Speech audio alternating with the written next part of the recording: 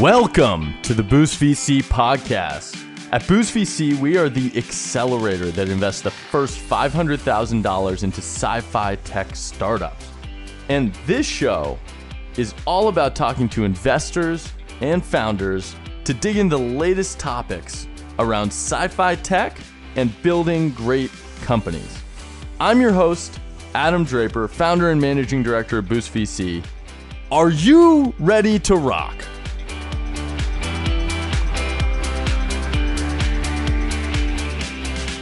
This episode of the Boost VC podcast is really circling around three different things. One is the relationship between co-founders. Two is about the decentralized web and how that really designates a gateway towards pre-programmable freedom of speech. Freedom of speech being one of the integral governance models that has helped countries be free in the last 1,000 years is incredibly exciting. And then the third being the relationship between cryptocurrencies, DeFi or decentralized finance, and the decentralized web, which is we call D-Web in this episode. These co-founders, Matthew Gould and Brad Cam, have built an unstoppable company. They are using a timeless business model of selling domain names to be able to fund the gateway to the decentralized web called Unstoppable Domains. I really hope that you enjoy this conversation. I have loved getting to know these two founders, and I truly believe that this is going to be one of the defining companies in the next 10 years. All right! We are here with Brad Cam and Matthew Gould of Unstoppable Domain Names. They are building the gateway to the decentralized web, or D-Web, and they're starting with blockchain domains. If you hear my children in the background, I apologize. They are in existence. This is a thing that happens. We're in a small office and there are people outside, but welcome, Brad and Matt. Yep. Glad to be here. Yeah. Everyone has the pandemic disclaimer. So if you hear the dog in the background, yeah, that's what's happening on my side too. So yeah. Perfect. That was, I just heard a scream. That was why I mentioned it. I wasn't even thinking about it. And then I was like, I need to put my headphones on harder. Okay. So I thought a good way to sort of start this thing off was just to say like, okay, you're building D-Web. What was the I need to jump into this industry moment for each of you independently? I'm assuming it was independently, or did one of you convince the other one of cryptocurrency? Well, so for me, for crypto, it was actually very early. I heard about it maybe 2011, but actually when I moved to San Francisco back in 2013, I started going to some of the meetups, like the Buttonwood meetup here, NSF, meeting people in real time doing crypto. It was awesome to send currency to each other just electronically. And actually, one of the guys on our team, Pavel, was in the Czech Republic at the time. And I remember calling him up and being like, hey, I'm going to send you $20 to your cell phone. And he's like, what are you talking about? And then I sent him a little bit of Bitcoin, just like, and this is 2013. I sent him $20 worth of it. And then I think he sent it on to Mt. Gox, which eventually got nuked. But just being able to send money like that was huge for me. And I was always talking about it all the time. And then I think I ended up evangelizing to Brad. Brad can tell you his own story. From my perspective, I felt like I just was like, hey, Brad, there's this very logical new technology evolving. And probably Brad was like, Matt was a completely crazy Bitcoin person and got me in to crypto space. Yeah. So I moved to San Francisco in December of 2012, and I moved into 20 Mission, which was like a hacker house. You were in 20 Mission? For 5 years I was there. And so when I got there, I didn't know that. I toured that when it was just being renovated. It looked like I don't know if I'm supposed to, like a crack den would be my non-politically correct explanation. So when I first moved in, I think the week after I moved in, they shot a horror movie with a clown in the hallway. So it just kind of gives you an idea of what the vibe was, that they thought it was a good background for a horror movie. But I love that there was a community being built there. Jared Kenna was one of the people who was sort of operating that. And I remember him taking me to the rooftop, and like the price of Bitcoin had just hit $80. And we were like, on this beautiful like roof, like, oh yeah, we're on top of the world. Yeah. Yeah. So I was living there. Basically, everybody was a Bitcoin hacker. The second Bitcoin exchange, Trade Hill, was launched in the basement of the building. A bunch of the early Bitcoin meetups were there. So I met a whole bunch of those people. Matt was the one that evangelized to me, though. He was kind of in my ear for a couple of months. I decided over this sort of, I had this, whatever that rabbit hole period where I slowly realized that actually this solves some of the most fundamental problems in the world, and that there's really nothing more interesting than this that I've ever seen, and I haven't really gone back after that. So both of you were working at the same company previous to Unstoppable Domains Talkable. I think what I want to understand is like, you were excited about this technology. You see it solves a lot of really big problems. You went after it. But like, what are some of the fundamental differences between running a business in sort of traditional internet and a business where you're sort of building the rails as you are running the train, if you will? Like, what are there any differences, or is it exactly the same? Yeah, there's a lot of differences. I mean, I think there's a huge question mark with any kind of crypto business model. You feel like you're inventing something really from scratch.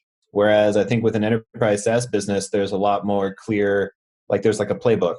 And so we even knew very early on that here's what a business like that could look like at scale, Talkable, and we were moving in that direction. And there wasn't like a lot of I guess kind of fundamental questions about which way it could go. Whereas I think here it's completely different. And also the talent is different. Like there's people who are very good at SaaS and are very good at those businesses, and you can turn to them.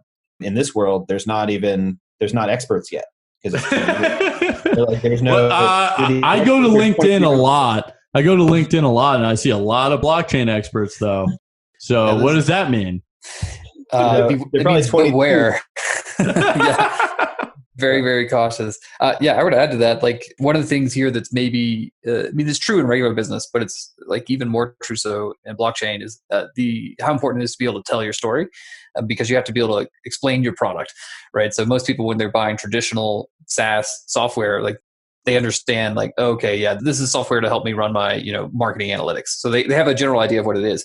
But when you're selling blockchain tech, when you're selling that product, you have to like educate them, take them through the whole story. Like, hey, here's the problem, here's the solution, here's why. So I think there's a lot more market education that has to be done on the business.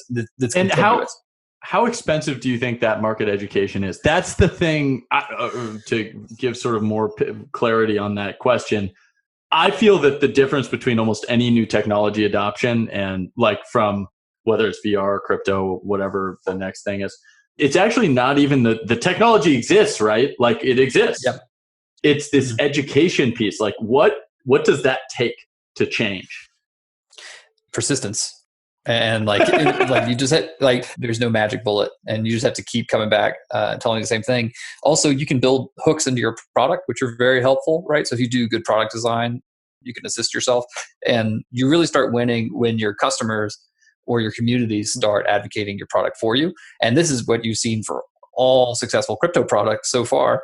The market education piece is so high. Like the reason why Bitcoin got a lot of adoption is because people inside the community were very interested in explaining to their friends how this thing works. I think that this generation of crypto products is definitely going to rely on their community and their customers to help build it out. So you have to invest in that. There's no way to get around it. And how do you as a team, Unstoppable, like, first off, it sounds like it's a bit of consistency too, consistency of message to the community so they know exactly what it is, how it works, what the reasoning is.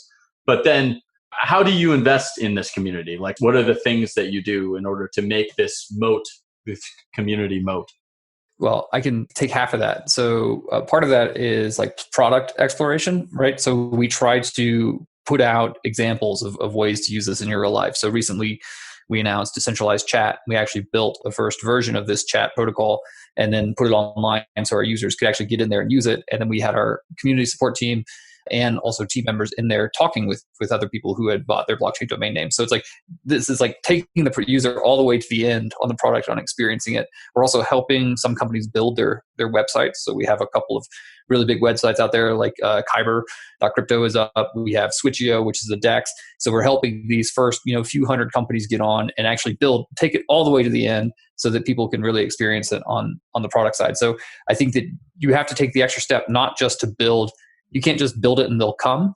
right? You have to build it, and you have to also maybe take the last mile, right, for the person on the product. They're not there. Yeah, they're not normally there yet. So you need to build the whole building and help with them, and then give it to them. Right. And hopefully pick a really good template so people can get the aha moment in their head. And then they're like, okay, now I can go and see your docs and see how I can build on top as well. And that's, the transition that they're working towards.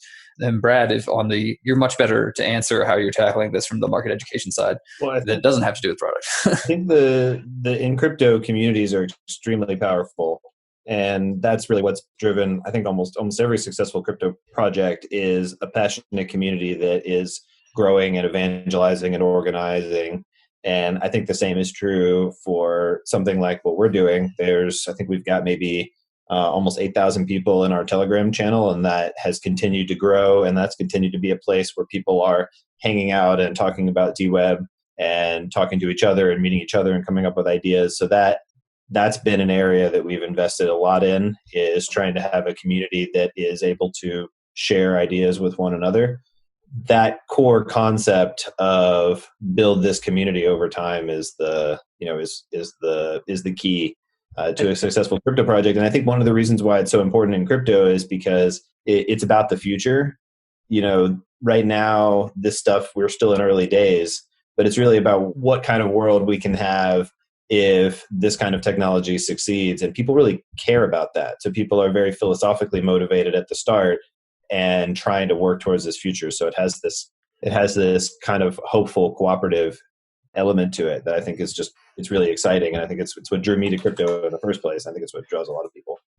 And I guess crypto or whatever, it evolves. Like there are these different partitions that have become sort of the education zeitgeist of the day. Well, at first it was just Bitcoin, and then it was sort of crypto, blockchain.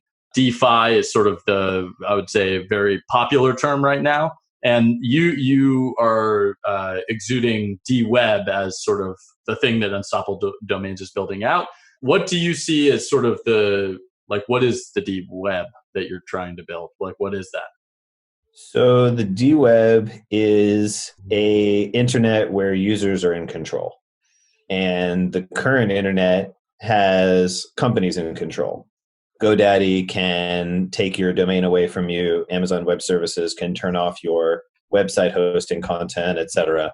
And all these things happen all the time on the traditional web. With the DWeb, you control your domain. No one can take it away from you. Your hosting is stored on a peer-to-peer storage network. You decide when that website goes up or comes down. So it's a different way. It's a different method of control. And when you have that, then first of all, you can avoid cases where, important speech is being censored. But second of all, you can just be a person or a company anywhere in the world, and you can launch a business, and you can transact online, and you can talk to people, and no one can stop you. And you don't have to ask anyone's permission in order to start. So philosophically, where do you think this general concept is most important, right? Like, where does it solve the biggest problem? Do you think is it geographically the United States? Is it like, do you think about this stuff? Yeah, I think it's very similar to crypto itself, where like, yes, you have certain cases where like, it's very difficult for me to, send a wire from, Ukraine to Thailand. So it's extremely important for me to have a monetary system, a way to send money that doesn't involve, the banking system. So you've got those cases in the decentralized web too. But when you have an open permissionless system, it's going to change the technology for everybody. It's not just about somebody being worried about their website being taken down. Bitcoin and Ethereum work better for payments than the US dollar. Blockchain domains work better, have more features than a regular domain name. So it's actually better for everybody. In the short term, it makes the most sense for crypto projects that are trying, like dApps, for example, and other things like that are trying to make certain that they are actually decentralized, that they're actually dApps, to not have this point of failure for their domains and their websites. But longer term, everybody benefits from this tech. Unfortunately, I think we're just having this situation where more and more stuff is being stopped from happening online. And there's just there's a lot of things, a lot of people that are in control, and this is just getting worse, right? So I actually think that we're unfortunately in probably the worst decade of having what you want to put online being censored, just globally, even here in the United States, but also in other countries. So it's like it's sad that this is actually the case. And it's even worse than it's not just about government censorship. It's also about like company censorship. Like you have Facebook, you have Google, you have these really large aggregators of information that are now the distribution channels for things like news. It almost feels like feudalism. Like I spend 50% of my time on my cell phone, right? And then I own nothing in the digital economy. Like I'm not allowed to own anything. And it's literally half my time. And I feel like half my assets should be digital. And so if you look out, 10, 20 years, I think half my assets will be digital because that's where I'm spending half my time. And right now, I can't own my Twitter feed, right? And then you just saw Twitter got jacked last week, right? And like it would be great if I could own it and I could control it and I could monetize that outside of having to interact with these large companies like Twitter. And think about how sad like Elon Musk would have been if they just deleted it, right? Like fully every tweet. Like every tweet or his whole account. I mean, it's 26 million, 32 million followers, like just doesn't have it anymore. Like the time he would have had to take just to sort of build it back up. It's an asset. You're right. It's a clearly an asset. And he doesn't own it. And that's just one example that we can think of right now. And it's like people are like, what's the D-Web going to be? I'm telling you, like, look back at 1994, what did they think they were going to be doing online? Amazon was a bookseller and now they're the biggest company on the planet. And I think it's the same thing, like trying to predict what the businesses will be is going to be very difficult, but predicting that it's going to happen seems very straightforward. So, well, the businesses it was almost everyone was right, but it was on a 30-year timeline rather than a 5-year timeline. Like, Amazon's plan was always just probably sell more than books, but they knew that they had a lot to go on books first. And e-commerce was the first like gigantic, hooray thing that everyone was starting. I remember talking to a guy who started a golf club company, e-commerce in like 98. And it obviously raised money and failed. So it's almost like the things that we're thinking are going to be businesses are probably going to be businesses. They're not as clear yet, but we know that we're going to be in control of our data, right? Like we know that that's an opportunity. Like someone is going to make money on that. But is it in 5 years? Is it in 20 years where it actually commits to the user? Yeah. I don't know. We actually think domain names are one of the first places. That's why we really think it's the onboarding spot. Because if you look at the traditional web, the first thing you do when you start a business is buy a domain name, right? And then if you look at when the internet really rolled out. That's interesting to think about. Like it's already in the habit of like humans. It's already in the web habit. Yeah, it's the first thing you're going to do. And it's also the first thing, it's some of the very first major businesses online were domain sellers. And they were actually the entry point for people to learn about the internet. Back in the day, like GoDaddy that's what people thought when they thought, you have a domain name that you bought on GoDaddy, like you're super technical. And people think that now about our users at Unstoppable Domains. They're like, oh, you have an unstoppable domain? You must be really into Ethereum. And it's like, it's not that hard, guys. It's right there. And it's the very obvious entry point. And we're going to make it as easy as possible. People come into our site. We're going to do all the work we can to make it really easy for our users to be able to take advantage of these opportunities that we see popping up on the decentralized web. I'm still waiting for lots of really cool decentralized websites to pop up. And I feel like it's just a matter of time for entrepreneurs to get in the space and make that stuff happen. What made you guys feel that this was a company, not a project? Like what I see as an investor in D-Web, DeFi, crypto, the whole space, is a lot of people still consider projects to be companies, but there is a distinction, which is what one of them becomes a sustainable like business recurring revenue is basically the difference, rather than like a tool that everyone can use, but there's no clear ownership of a business model. What made you guys feel that was clear here? I'm sure we both have separate answers, but I'll go first because mine's probably clearer. I have all sorts of like small ideas. I'm like, oh, this is great. This is great. And the thing that really triggered for me is when I found customers willing to pay for our product, and they were actually reaching out to us to get more usage out of the product. So it's not just that we had customers wanting to buy domain names. We had customers that want to buy domain names. They wanted to launch websites. They wanted to know what the next thing was going to be built. And so that gave me confidence that there was a lot of depth, in this market. And then additionally to that, we could look at the traditional market and see that domain names was already a business. So you can go to GoDaddy.com. So you had really strong models of things that already existed in the traditional world that were businesses. And then at the same time, we had customers willing to buy now. Because you can have a great product and a great idea, but if it's not the right time and nobody wants it, then there's no reason to go to market. So that was me. I may be a lot easier to convince than Brad. Brad, what was your aha moment? This is a business versus a project. I think registry businesses have absurdly good network effects. So in the traditional domain world, .com is the vast majority of the overall domain name market, even though there are hundreds of these. So the idea of a domain registry on a blockchain that provided new features, I thought that sounds like a business that's going to have really strong network effects once it's big. Now, when I first heard about the concept, when Matt was first talking about the concept, I didn't realize how big it was going to be. I thought, we're going to be able to, you'll be able to use these domains for payments. Maybe they'll do some web related stuff. I don't think I fully internalized immediately that this could replace so many pieces of the traditional web. Now I see it as, a far bigger potential business than even, traditional domains, because it has all these new features. It works for payments, whereas traditional domains don't. You've got this new feature of censorship resistance, which makes it relevant to far more people around the world. Yep. You've got, ability to do encrypted communication using the domain name. So you got all this new stuff that you couldn't do. And so over time, I've come to the conclusion that it's a business, it's a massive business, and it might be one of the bigger businesses in crypto. Okay, so how do you guys seem to have a good rapport, if I were to give a word for it. How do you two divide up sort of roles and responsibilities, or ownership of problems that are going on in the thing? What does a co-founder relationship look like in a company, your company, but then also is it different than in in D-Web versus normal web? I don't think it would be, but I guess that's just a random question that I was thinking about. How does your relationship work? Well, we've been friends since high school, so it's been... That makes it easier to trust them. Yeah, so that makes it... we definitely know what to expect from the other by now. I don't know what you think, Matt. I don't think that the traditional... I feel like our roles reprised very similar roles from Talkable in here, where I was focused on the BD and growth, and you were focused on the product, and then we were kind of meeting in the middle on some things. Yeah, no, I think that's a great way to define it. And if you look at a lot of traditional founder roles, that's also where people divide it, right? You have someone who's very focused, hyper-focused in on the product development, and you have another person who's very hyper-focused on the business.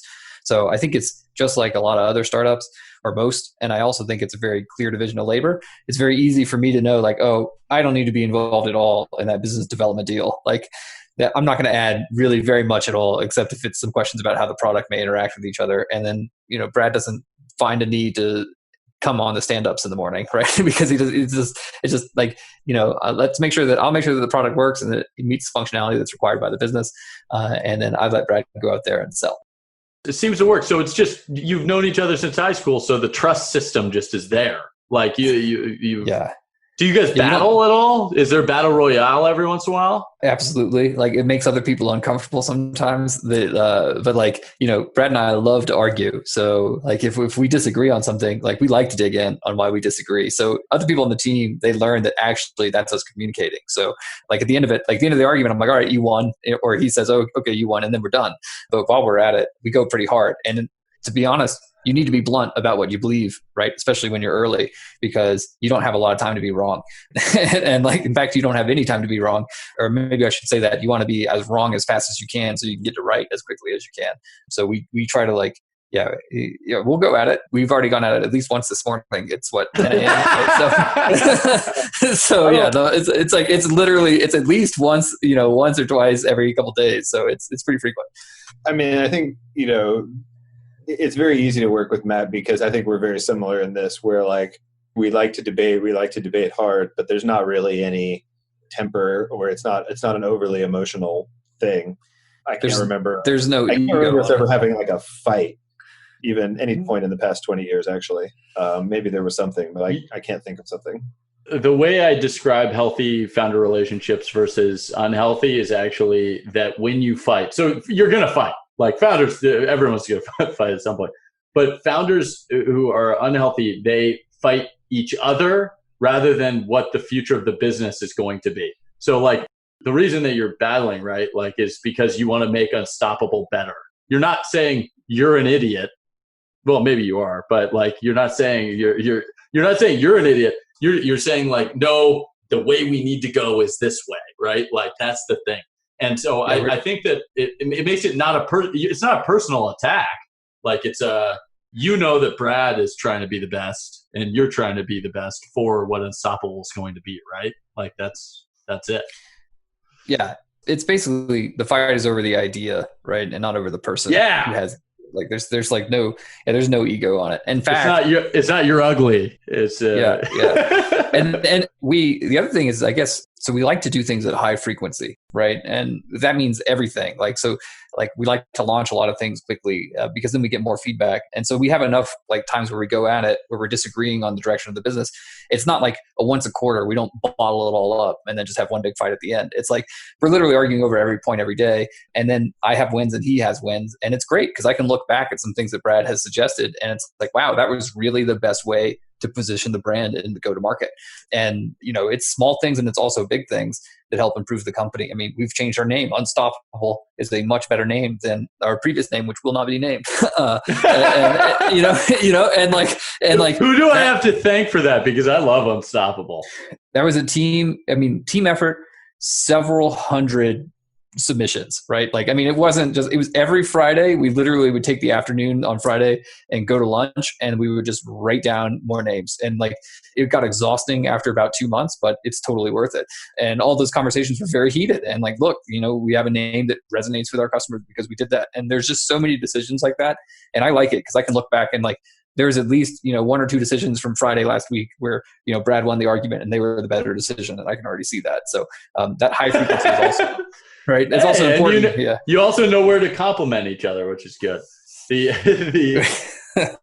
that's true. Well, we're just trying to get to the best idea. So. And okay, so you've built it's a real business at Unstoppable. And what's it like? You have 2 things that are sort of happening right now. One is remote work, which is because of the pandemic, but also you were sort of remote anyway, right? Wasn't that right? Yeah, we were remote before the pandemic. We did have 2 offices, like hubs, where people could meet up. One was in San Francisco, the other was in Kiev. Both of those are closed now. So like we're fully remote. And I will say the pandemic has been very stressful because there's like an underlying just uncertainty across the entire business. And then everyone's emotional health also suffers, right? So I would say it was actually tougher on the business team to start. And then the engineering team was totally fine because like, all right, I can stay at home. I don't have to be bothered. Like, this is fantastic.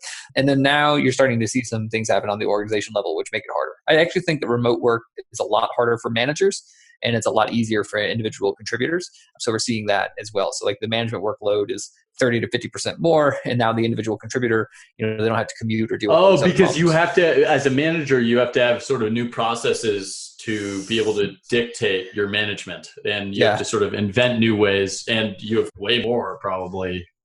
And the overhead is higher because the communication throughput is so much worse, right? Even if we're on video, it's not as good as being in person. Like I can get more in an hour lunch than I can get in an hour video call. That's just a fact.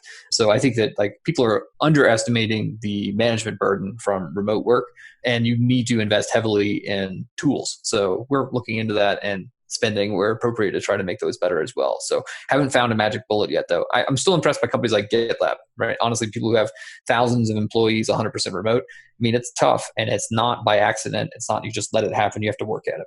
And what are the biggest companies who have figured out how to do it? It's like GitLab. I know that WordPress was remote, and Envision is remote. Yeah. So like it's possible, right?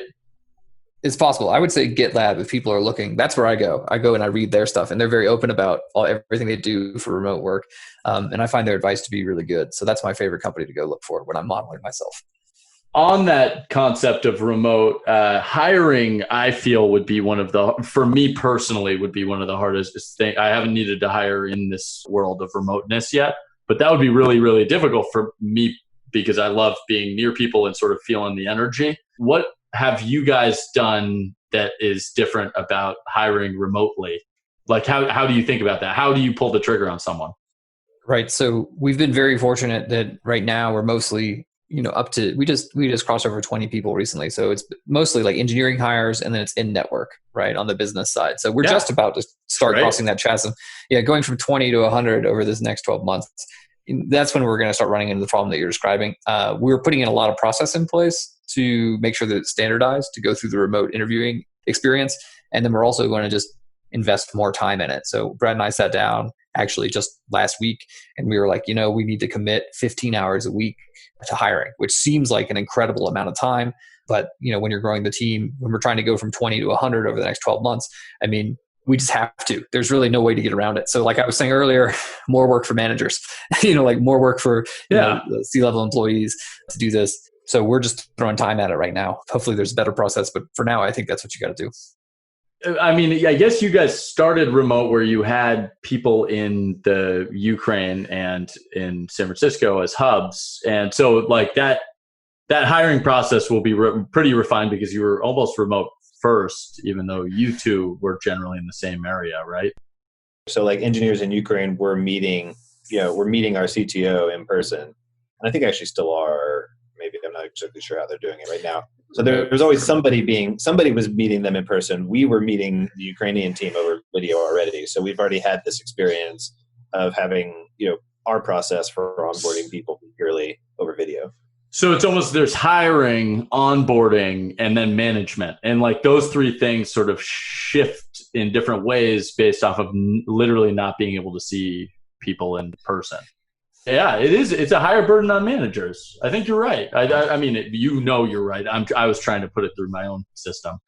You don't have that touch point where like where that they're doing the right thing. Like there's a little more of it's out there in the world. And also team gatherings are much more interesting. So we're trying, like on the engineering team, so Brad hasn't started this on the business team yet, but on the engineering team, I'm encouraging online gaming. So I'm trying to get the team together to do some online gaming sessions. I know you're a big proponent of VR, so we're not doing VR yet, but I actually think that stuff is also super important for team bonding because you can't there's some things you just can't do over video. Serendipity is the thing that I've been saying with the pandemic we've lost, like the random. We lose the random. Yeah, but fortunately we're in crypto, so we also get a lot of random just from that. I can always step on crypto Twitter if I want something truly random, guaranteed to happen. I asked a crypto company we backed that's doing really well. I was like, "How are things?" Everyone, that's always the starter conversation, like, "How are things?" And he was like, "I don't know, good." And I was like, "Well, is anything different?" He's like, "No, not really. No one really believed in crypto before this. Been doing it for 5 years. Now we're doing pretty well, but still, it's about the same." It's sort of like 2020 was perfect for founders, entrepreneurs, and like no one believed in what they were doing before. So why should that change? And crypto and VR is like stacking those people on top of another thing, Okay, this has been awesome. I have this thing I call the lightning round that I don't tell you guys about until after, unless you've listened to one of the Boost VC podcasts. And I figure I'll go back and forth or both. We'll figure out how it plays out. But in this, I ask very hard questions, and you have to answer as quickly or in-depthly as possible. Which is a better feeling, a spiral, shooting a basketball, or as a swish, like a basketball swish or a perfect spiral? Basketball swish. Swish. Okay, that was a tough one. What is your favorite song to jam out to when no one is watching? Oh man, I listen to some really bad rap music. I rap Eminem to my kids when I change their diapers. This sounds like a really weird thing, but like I because it makes them focus on me rather than like kicking everywhere.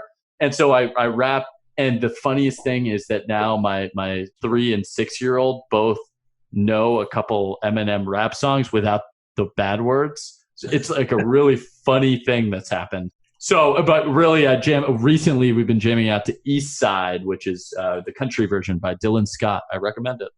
But Brad, tell me, song to jam to. So I've been listening to some kind of like electronic-y remixes to like Grapevine and some of the sort of like folk and kind of spiritual music from the 60s, whatever. That's mostly what I do. I just kind of zone out to electronic versions of melodic music. I mean, when I'm working, I like, it's like a Pavlovian thing. If I trigger this one Spotify playlist, It's like all of a sudden I'm locked in and like no one can distract me. Brayton, if he's listening to this, my co-founder is like, I'm pretty sure something could distract you. But but normally it's like my lock-in music. Okay.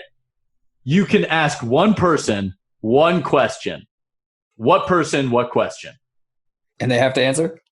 And they can give you the real answer. I'd want to ask Epstein if he killed himself. I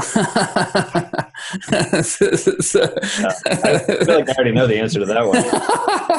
I want to know. These conspiracy theories these days, there's just so many of them. I need to know the answer to at least one of them. So knowing an answer to one of these big conspiracies would be that'd be pretty cool. Yeah. So, yeah, that and aliens. Those would be the two. So I wasn't expecting aliens. Actually, my sister ran a talk show. My sister ran a talk show. It was called The Valley Girl for like 5-6 years. It was one of the first entrepreneur talk shows. And she said if a guest is really like tight and sticking to a script, like a really, really specific script, she said, ask them about aliens. And I was like, that's brilliant. Because it's like, that's obviously not on their script, right? And they want to answer and respond. And it loosens them up a little bit. It's I've always thought about it as I've been doing podcast interviews. So what's yours one, Brad? One person, one question. Now I'm thinking about conspiracy theories. And now I kind of want to ask that guy who was at the security guard who was at JFK's shooting to see what he knows. Because I think he might still be alive. Oh, snap. Picking someone alive. It's that it could solve one of the conspiracies would be awesome.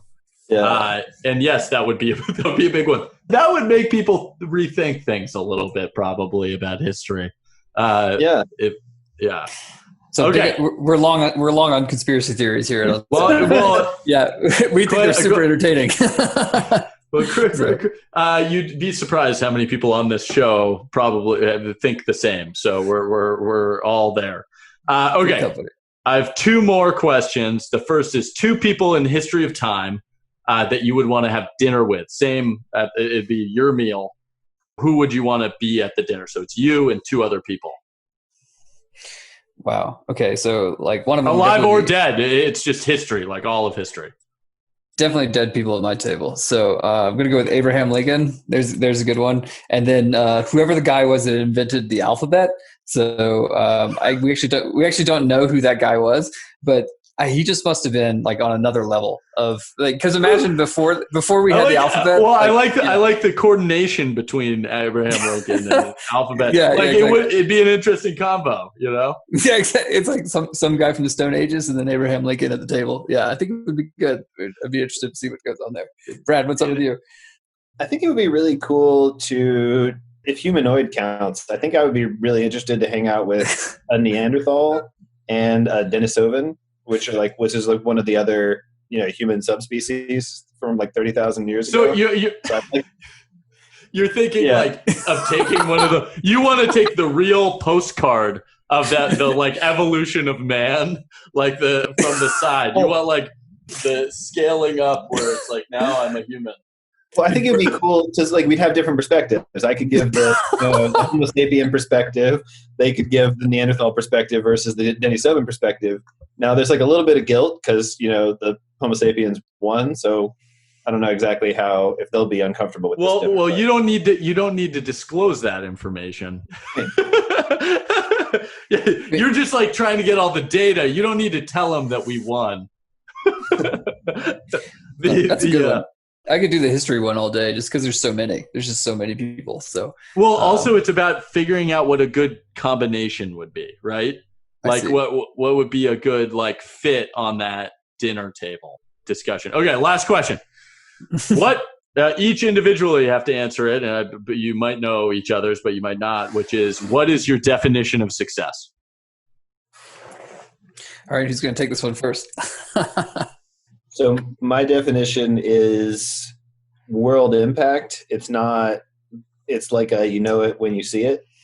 I don't know exactly how to define it, but it's when the world changed because of something that we did.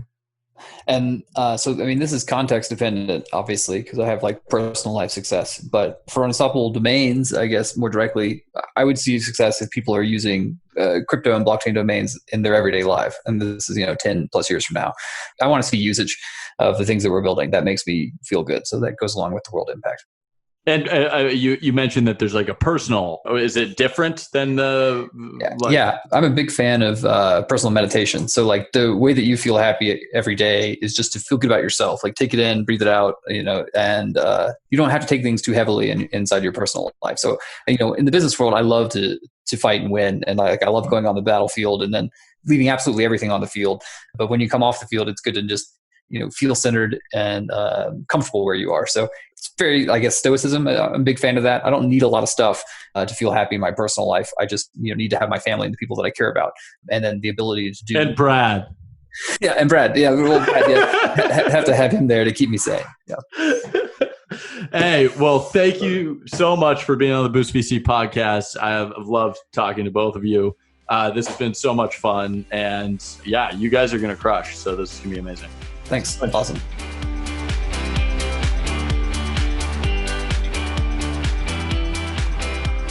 Thank you so much for tuning in during your busy day to learn about Sci-Fi technologies. For more info on what we do, check out our website at www.boost.vc or give us a follow on Twitter and Facebook at BoostVC. A big thank you to Maddie Callender, Coy Lee, and Ben Lavelle for their support in creating and producing this podcast.